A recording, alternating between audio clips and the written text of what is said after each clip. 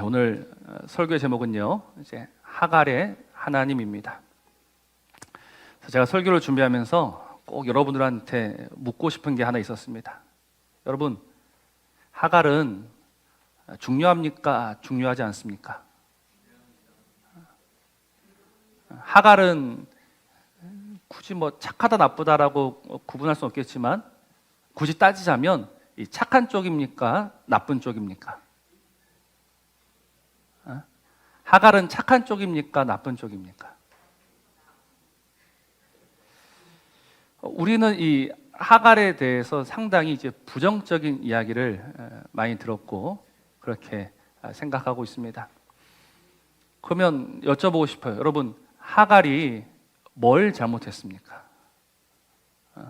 하갈이 뭘 잘못했길래 그녀는 나쁜 사람, 그녀는 모든 이 분쟁의 씨앗, 이렇게 기억되고 있습니까?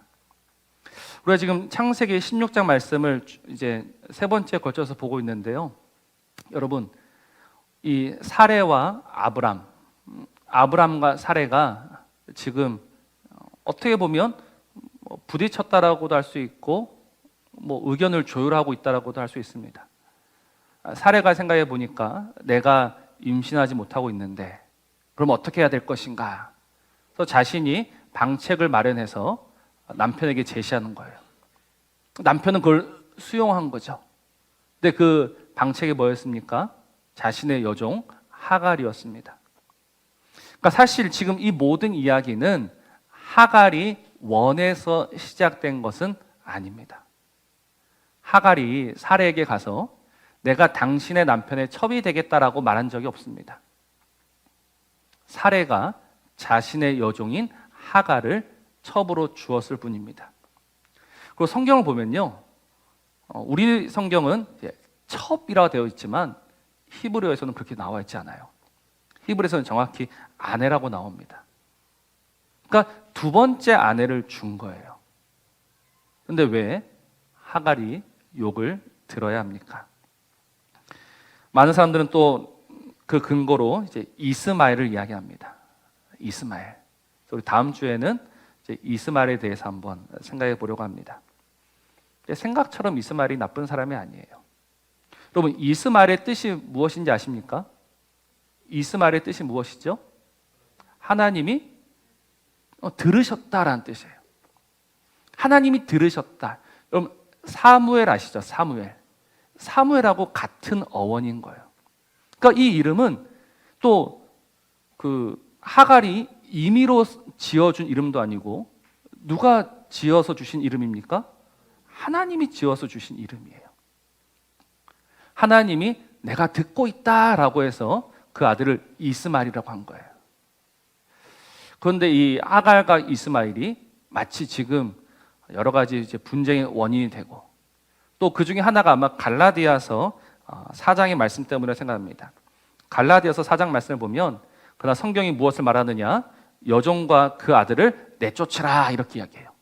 여기서 말하는 여종은 하갈이고 그 아들은 이스마엘이죠. 그러니까 하갈과 이스마엘은 내쫓아야 되는 존재, 그래서 나쁜 존재라고 생각합니다. 그러나 그 갈라디아서 4장 24절을 보면요, 이거는 비유다라고 분명히 적어놨어요.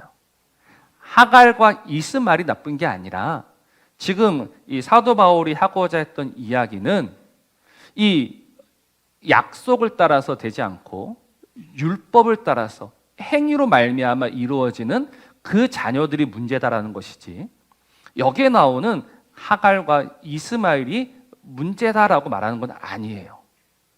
그런데 오늘 우리는 이 말씀 앞에서 조금 편견은 내려놓았으면 좋겠습니다.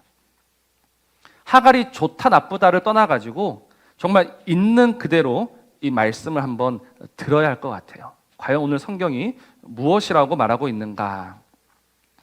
오늘 말씀을 보면 분명히 하갈이 잘못한 것이 하나 있습니다. 오늘 4절 말씀이죠. 아브라함이 하갈과 동침하였더니 하갈이 임신함에 그가 자기의 임신함을 알고 그의 여주인을 뭐 했다라고 합니까? 멸시했다라고 합니다. 멸시. 여러분, 멸시했다라는 뜻이 무엇이죠? 저주까지도 아닙니다. 멸시의 뜻이 무엇이냐면 성경에 나오는 표현 그대로 보면 그녀는 그녀의 눈으로 그의 여주인을 하찮게 보았다입니다. 그러니까 멸시란 뜻이 하찮게 보다라는 뜻이에요. 그러니까 지금 이 하갈이 어떤 말을 한 게 아니고요. 눈빛이 좀 달라진 거예요. 눈빛이. 근데 그 눈빛이 지금 누구에게 들어갑니까? 여주인 사레의 눈에 들어가는 거예요. 그러니까 그 눈빛을 보니까 기분이 썩 좋지가 않았던 거예요. 저희 집 아이들이 분명히 설교 시간에 아이들 이야기 안 하기로 약속했었는데 싸우는 이유가 있어요. 근데 왜 싸우냐면 제가 나를 기분 나쁘게 쳐다봤다라는 거예요. 기분 나쁘게 쳐다보니까 내가 지금 기분이 확 상해버리는 거예요. 그래서 둘이 불러놓고 물어보죠. 야, 오빠가 지금 네가 오빠를 기분 나쁘게 쳐다봤다라고 했는데 너 그렇게 쳐다봤니? 라고 물어봅니다. 뭐라고 이야기할까요? 안 했다라고 하죠. 이거는 상당히 주관적인 거예요. 분명 그 아이의 마음속에 나쁜 마음이 있었을 수도 있고 없었을 수도 있어요. 근데 중요한 거는 받아들이는 사람의 마음이죠. 받아들이는 사람의 마음속에 저건 나를 무시하는 거야 라는 이 마음이 있는 거예요. 지금 누구에게 그 마음이 있다? 사례에게 그 마음이 있는 거예요. 안 그래도 지금 나는 아들을 낳지 못해서 이 마음이 좀 무거운데 야, 네가 지금 아들을 가졌다고 감히 나를 낮추어봐 라고 이야기하고 있는 거예요. 그래서 어떻게 합니까? 학대합니다. 여기서 이 학대라는 말의 표현은요, 우리가 이스라엘 백성들이 애굽에서 살아갈 때 애굽 사람들이 그 이스라엘을 학대하지 않았습니까? 고통스럽게 하지 않았습니까?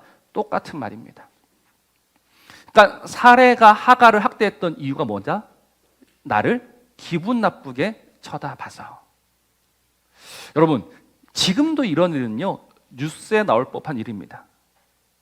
누군가 나를 기분 나쁘게 쳐다봤다라고 해서 그 사람을 죽여버리는 거예요. 그 임신한 여인이 도망치지 않으면 안 될 정도의 학대. 지금 하갈은요, 살기 위해서 도망치는 거예요. 근데 왜 가만히 있으면 죽을 수밖에 없기 때문에. 근데 사례가 지금, 야, 지금 네가 나를 기분 나쁘게 쳐다봐? 너는 내가 가만히 두지 않겠어. 그래서 오늘 그 하갈을 죽여 버리려고 했던 거예요. 여러분, 이런 일들은요, 지금도 일어나면 안 되는 일입니다. 근데 그런 일이 일어나고 있는 거예요. 그래서 사실 이것만 보아도요, 하갈이 생각보다 그렇게 문제의 원인이다라고 우리는 생각할 수 없을 거예요. 근데 결정적인 이야기는 이제부터 시작이 됩니다. 하갈이 그 사례를 피해서 도망합니다. 오늘 말씀에서 광야의 샘물 곁, 곧 술길 샘 곁에 있다라는 거는요, 그녀가 자신의 고향 그 애굽으로 내려가고 있었다라는 것을 의미해요. 애굽으로 내려가고 있었는데 갑자기 7절 말씀에 여호와의 사자가 그를 만났다라고 이야기해요. 여호와의 사자가 그를 만났다. 만나서 뭐라고 합니까? 그 입에서 나온 첫 마디가 사레 여종 하갈아라고 부르는 거예요. 이것도 사실 순서가 바뀌었어요. 원문 그대로 볼 것 같으면 하갈아, 사레 여종아라고 부르고 있어요. 그 고향에서 이제 애굽으로 내려가는 그 길에서 정말 이 도망자로서 들키지 않고 이제 잘 도망가고 있었는데 뜬금없이 얼굴도 모르고 이름도 모르는 한 남자가 자신의 이름을 불러요. 하갈아. 여러분, 그때 그 하갈의 마음이 어떠했을 것 같습니까? 갑자기 불려지는 자신의 이름 앞에서 그녀는 도대체 무엇을 할 수 있을까요? 보통 사람들은 이 정체가 드러나고 정체가 탄로나면 뭐합니까? 부인하고 발뺌부터 합니다. 그게 사람의 본능이에요. 우리가 그 에덴 동산에서 하나님이 아담을 찾으셨을 때 아담이 뭐 했습니까? 숨었지 않습니까? 또 예수님께서 십자가에 이제 달리시기 전 신문 받으실 때 베드로가 옆에 있다가 들켰어요. 어떻게 했죠? 부인했습니다. 나는 아닙니다 라고 외쳤습니다. 근데 지금 하갈은 그 자신의 이름이 불려질 때 순순히 고분고분 이야기합니다. 나는 내 여주인 사례를 피해서 도망하나이다 라고 이야기하고 있어요. 처음에는 이 말씀을 묵상하면서 왜 이 하갈은 뜬금없이 불려지는 자신의 이름 앞에 부인하지도 않고 발뺌하지도 않고 도망치지도 않았을까? 처음 들었던 생각은 뭐였냐면 이 하갈이 하나님을 알았기 때문이다 라고 생각했었습니다. 하나님을 알았기 때문에 다 이실직고 한 것 아니겠는가? 근데 그렇게 묵상하다 보니까 좀 어색해요. 과연 하갈이 얼마나 하나님을 알았을까? 분명 하나님을 아는 자들도 그 하나님을 피하면 피했지 스스로 자신을 드러내지는 않는데 왜 이 하갈은 그렇게 항복하듯이 모든 것을 사실대로 이야기했을까? 그러다가 이제 마지막 결론이 무엇이었냐면 지금 이건 하갈이 포기한 거다. 무엇을 포기했다? 도망치는 것을 포기한 거예요. 내가 여기까지 잘 숨어서 왔는데, 내가 여기까지 잘 도망쳤는데 여기까지인가 보구나. 분명 우리 여주인이 그 남자를 보냈을 거야. 그러니까 내 이름을 알고 지금 나를 부른 것 아니겠는가. 그래서 자포자기하는 심정으로 지금 나는 내 여주인 사례를 피해서 도망합니다 라고 말했던 겁니다. 근데 여기서부터 이제 무엇이 시작이 됩니까? 반전이 시작되죠. 지금 하나님이 하갈에게 오신 이유가 무엇이에요? 하나님이 왜 하갈을 찾아오셨습니까? 그녀를 다시 잡기 위함입니까? 그렇지 않아요. 하나님이 지금 이 하갈을 찾아서 오시고 하갈의 이름을 부르신 이유는 다시 그를 체포하시고 심판하시고 저주하시고 돌려보내기 위함이 아니라 분명한 것은 하나님께서 그녀를 복 주시기 위함이다라는 겁니다. 오늘 10절 우리 같이 한번 읽어봅시다. 시작. 여호와의 사자가 또 그에게 이르되 내가 내 씨를 크게 번성하여 그 수가 많아 셀 수 없게 하리라. 아멘. 하나님이 지금 하갈에게 하시는 말씀이 무엇이냐면 내가 내 씨를 크게 번성하게 하겠다라는 겁니다. 생육하고 번성하는 그 복을 주고 계시는 거예요. 누가 누구에게? 하나님이 하갈에게 이 복을 주고 계십니다. 그 하나님께서 왜 지금 하갈에게 이 복을 주고 계실까? 저는 이 복을 주는 이유가 바로 그 앞에 나오는 16장 5절의 하반절 때문이라고 생각합니다. 사례가 자신 있게 이야기했던 바 당신과 나 사이에 여호와께서 판단하시기를 원한다. 누가 옳은지 하나님이 우리를 다 판단해 주실 거다. 근데 그때 하나님은 가만히 계세요. 하나님은 침묵하세요. 그러다가 그 침묵하시는 하나님이 지금 누구에게 오셔서 하갈에게 오셔서 그 하갈에게 복을 주고 계시는 거예요. 그러니 하나님이 그 사례와 아브람 사이에서 판단하시는데 결국은 지금 누가 옳다라고 말씀하고 계시는 겁니까? 누가 옳다라고 말씀하시는 거죠? 하갈이 옳다는 거예요. 하갈이 옳다. 하갈이 옳다라고 말씀하고 계시는 거예요. 그럴 것 같지 않으면 하나님이 왜 이 하갈에게 복을 주시느냐라는 거예요. 하나님은 지금 하갈의 편이시고 하갈의 위로자가 되시며 하갈의 손을 높이 들어주시는 하나님이십니다. 그래서 뭐라고 합니까? 11절 말씀에 여호와의 사자가 또 그에게 이르되 내가 임신하였은즉 아들을 낳으리니 그 이름을 무엇이라고 하라? 이스마엘이라 하라. 이는 여호와께서 내 고통을 들으셨다. 하나님이 들으셨대요. 하나님이 지금 그 하갈의 고통을 들으시는 거예요. 하나님이 지금 하갈의 신음을 들으신 거예요. 하나님이 들으셨다는 것이 무엇을 의미하는가? 하갈아, 네가 옳다라는 겁니다. 네가 옳다. 너는 죄지지 않았다라는 거예요. 오늘 이 이야기가 우리에게 참 어색하게 들릴 수도 있지만 우리는 지금 이 본문에 있는 그대로의 말씀을 보아야 됩니다. 하나님은 지금 하갈의 손을 잡아주셨고 하갈의 손을 들어주셨고 그 하갈을 분명히 인정해 주고 계십니다. 그래서 그 하갈이 응답하죠. 무엇이라고 응답합니까? 오늘 13절 말씀, 하갈이 자기에게 이르신 여호와 이름을 나를 살피시는 하나님이라 하였으니 이는 내가 어떻게 여기서 나를 살피시는 하나님을 배웠는고 함이라. 하갈도 인정합니다.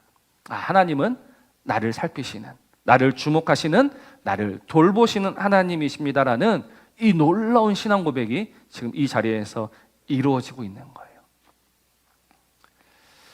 우리는 여기서 좀 의아하죠. 왜? 지금 아브라함과 사라의 이야기가 쭉 뻗어나가야 되는데 왜 갑자기 하나님께서 이 보잘것없는 하찮은 하갈을 주목하고 계시는가? 우리는 의아합니다. 그러나 우리가 잊지 말아야 되고 놓쳐서 안 되는 것이 하나 있습니다. 그것이 무엇이냐면 하나님은 과연 어떤 인생을 주목하고 계시는가랍니다. 하나님은 어떤 인생을 주목하고 계시는가? 하나님이 지금 그 하갈을 주목하시는 이유가 무엇입니까? 하갈이 옳고 하갈이 지금 피해를 입었고 하갈이 지금 약하기 때문입니다. 지금 하나님이 돌봐주지 아니하시면 안 되는 인생이기 때문에 하나님은 지금 친히 그 하갈에게 찾아오셔서 그 하갈의 손을 붙잡아주고 계시는 거예요. 하나님께서 이스라엘에게 말씀하시는 가운데 늘 하시는 말씀들이 있습니다. 무엇이냐면 너희 안에 있는 고아와 과부와 나그네를 항상 돌아보아라. 이 말씀과 이 명령은요 빠지는 법이 없습니다. 근데 하나님께서 왜 굳이 고아와 과부와 나그네, 여기서 나그네라는 것은 갈 곳이 없는 인생을 말합니다. 왜 이들을 돌아보라고 하십니까? 하나님 이들을 사랑하시기 때문에 그런 거예요. 하나님이 지금 그 이스라엘 사랑하시는데 이스라엘의 머리만 사랑하시는 것이 아니라 이스라엘의 실세만 사랑하시는 것이 아니라 이스라엘의 큰 자만 사랑하시는 것이 아니라 그 이스라엘 안에 있는 잊혀진 자, 작은 자, 눈물 흘리는 자를 기억하고 주목하시고 살피시고 돌보시기 때문에 그런 거예요. 근데 오늘 이 고아와 과부와 나그네가 누굽니까? 하갈이에요. 하갈. 왜 고아입니까? 지금 그 하갈의 뱃속에 있는 아이는 고아가 맞지 않습니까? 자신의 아버지가 없거든요. 하갈은 과부이지 않습니까? 남편이 없거든요. 나그네 맞지 않습니까? 지금 어디로 가야 될지 모르는 인생입니다.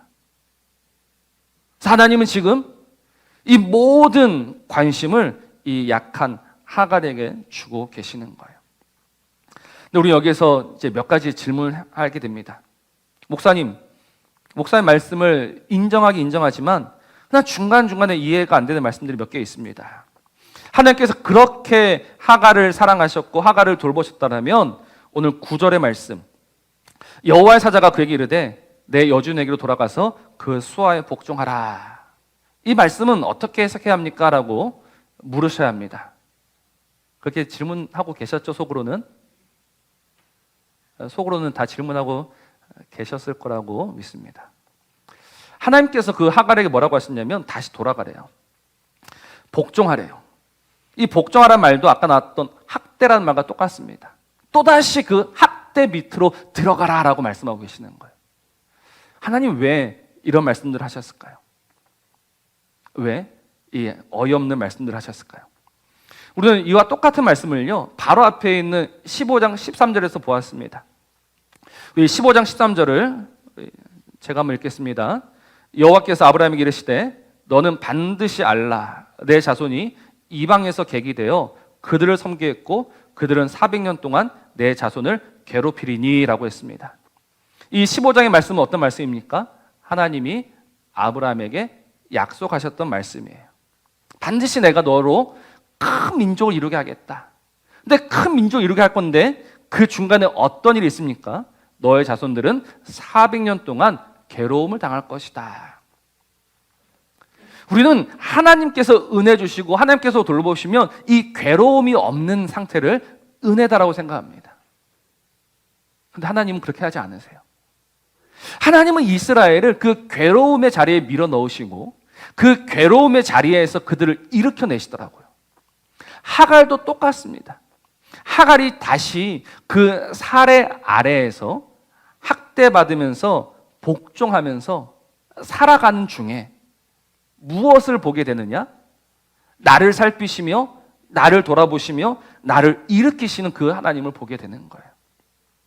그래서 오늘 우리 성도의 삶에는 정말 우리가 이해할 수 없고 우리가 쉽게 받아들일 수 없는 이 고달픈 삶이 빠질 수가 없는 거예요.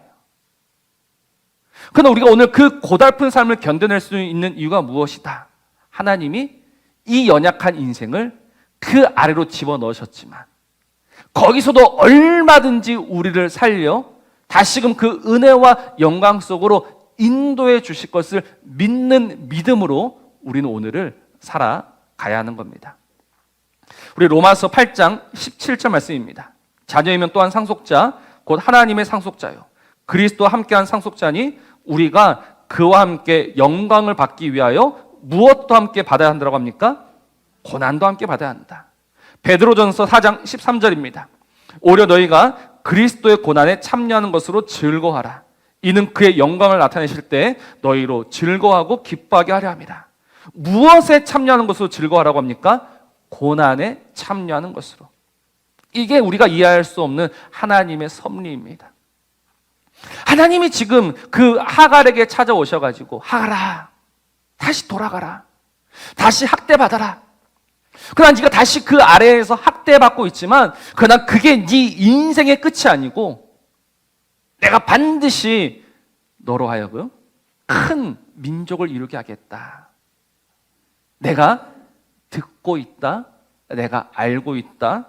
내가 너를 주목하고 있다라고 말씀하시는 분이 우리 하나님이신 거예요. 그래서 우리는 오늘 그 하나님 때문에 다시금 어디로 나아가느냐? 십자가로 나아갈 수 있다라는 사실입니다. 왜 이 고달픈 십자가를 꼭 져야 될까? 왜 이 아픈 십자가를 꼭 져야 될까? 이유는 하나입니다. 여러분, 십자가가 아니고서는 나를 사랑하시며 나를 일으키시는, 나를 붙드시는 그 하나님을 볼 수 없기 때문에 그래요. 하나님이 이 인생을 주목하고 계시는구나. 누가 이 진리를 깨달을까요? 십자가를 지는 자라야 깨달을 수 있는 거예요. 어쩔 수 없는 거예요. 살아가다 보니 왜 이렇게 억울한 일이 많습니까? 왜 이렇게 슬픈 일이 많습니까? 답답한 일과 짜증나는 일은 또 왜 그렇게 많습니까? 살아갈 이유가 별로 없어요. 여러분 혹시 그 김창옥 쇼라고 아십니까? 우리 아내가 참 좋아해가지고 저도 옆에서 같이 좀 보는데요. 답답해요. 정말 이 삶이 어렵구나. 기구하다라는 말로 다 설명할 수 없는 정말 이 다양한 삶이 모여 있습니다. 10명 있으면요 2개, 3개의 삶이 있는 것이 아니라 10개의 삶이 있는 거예요. 그 삶 속에 또 얼마나 많은 이야기들이 있겠습니까? 그래서 그 이야기들의 결론이 뭐냐면 이해할 수 없다. 이해할 수 없다. 왜 나한테 굳이 이런 일들이 있어야 될까? 그러나 오늘 우리는 그 답답한 인생 속에서 답을 찾아갑니다. 어떤 답을 찾아가고 있다? 하나님이 이 연약하고 하나님이 이 초라하고 이 보잘것없는 인생을 보고 계신다, 듣고 계신다라는 놀라운 진리로 우리는 한 걸음씩 한 걸음씩 나아가고 있는 중입니다. 하나님은 아브라함과 사레만의 하나님이 아니시라. 하나님 오늘 하갈의 하나님이 되시어서 그 애굽으로 도망치는 보잘것없는 한 여인을 찾아가시어서 다시금 그의 손을 붙잡고 일으키시는 그 하나님. 그래서 그 하나님 때문에 그 하나님의 명령에 순종하면서 살아갈 때마다 나를 살피시는 하나님, 나를 일으키시는 하나님, 나를 살리시는 하나님을 다시 볼 수 있게 되는 거예요. 우리가 언제 이 미련한 지혜와 지식을 가지고 하나님을 나의 하나님입니다라고 고백할 수 있을까요? 우리가 언제 그 하나님이 정말 나의 하나님입니다라고 우리가 고백할 수 있을까요? 바로 이 어둠 속에, 이 근심 속에 무너져 가고 있을 때, 그 이제 모든 것이 끝난 것 같은 그 순간에 다시금 나에게 오셔서 내 이름을 불러주시고 내 손을 잡아주실 때, 그때서야 비로소 당신이 나의 하나님이십니다 라고 우리는 고백할 수 있게 되는 거예요. 그래서 오늘 인생이 어렵고 슬프고 힘든 겁니다. 여러분, 힘들다라고 해서 우리가 하나님의 그 날개 밖에 있다고 생각하지 마십시오. 왜 이렇게 내 인생은 꼬이고 또 꼬일까?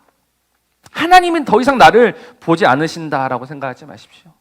하나님은 여전히 우리를 주목하고 계시고 여전히 듣고 계십니다. 그래서 그 하나님은 하갈의 하나님이실 뿐 아니라 오늘 나의 하나님이신 줄 믿습니다. 그래서 그 하나님 오늘 기다리고 계십니다. 무엇을 기다리고 계실까? 오늘 이 백성들이 하나님을 내 하나님, 내 아버지라 부르기를 기다리고 계시는 거예요. 하나님만이 나의 도움이시고 하나님만이 나의 구원이시며 하나님만이 나의 산성이십니다.